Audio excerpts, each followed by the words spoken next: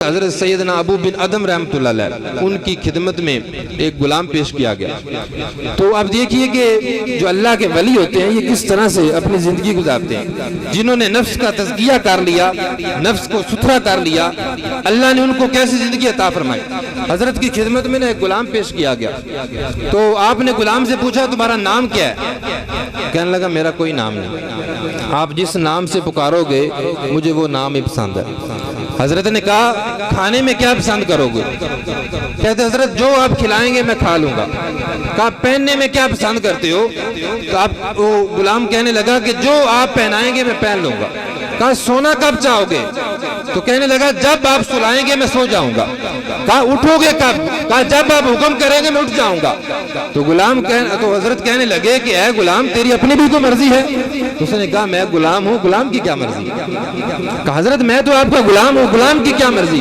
حضرت ابو بن ادم نے چیخ ماری، بے ہوش ہو گئے. جب کچھ دیر کے بعد ہوش میں آئے تو لوگوں نے پوچھا کہ حضرت آپ نے سوال کیے، اس نے جواب دیا، بے ہوش ہو گئے. تو آپ کہنے لگے میرے ذہن میں ایک خیال آیا کہ یہ ہمارا غلام ہے، اس کی نہ کوئی خواہش ہے، نہ کوئی مرضی ہے، نہ کوئی تمنا ہے. یہ ہمارا غلام ہے تو اس کی کوئی مرضی نہیں. ہم رب کے غلام ہیں تو ہماری پھر کیا کی مرضی؟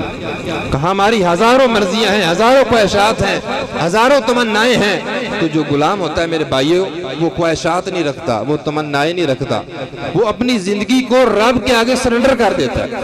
ایک صاحب سوال کرنے لگے کہ پیر و مرشد کی بارگاہ میں تو بہت سے لوگ آتے ہیں لیکن چند لوگ ہیں جو خلیفے بن جاتے ہیں، چند لوگ ہیں خالی رہ جاتے ہیں. تو کہتے ہیں اس میں فرق کیا ہے؟ فرق صرف یہ ہے کہ ہم نے مرشد کی بارگاہ میں ٹوٹل سرنڈر نہیں کیا.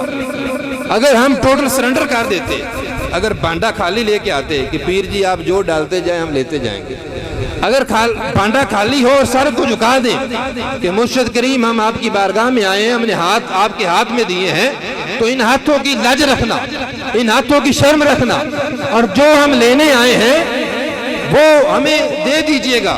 تو جو خالی ہاتھ لے کے آتا ہے، خالی بانڈا لے کے آتا ہے، رب کعبہ کی قسم ہے جو میرے پیر و مرشد، میرے دادا جی، میرے قبلہ حافظ محمد عیسیٰ صاحب کی بارگاہ میں آیا ہے، اگر کوئی اندھا آیا ہے وہ بینا ہو کے گیا ہے، اگر کوئی بے زبان آیا ہے وہ زبان لے کے گیا ہے، اگر کوئی لولا لنگڑا آیا ہے وہ ٹانگیں لے کے گیا ہے. اور یہ ہماری پوری تاریخ گواہ ہے، میں اپنی طرف سے نہیں کہتا.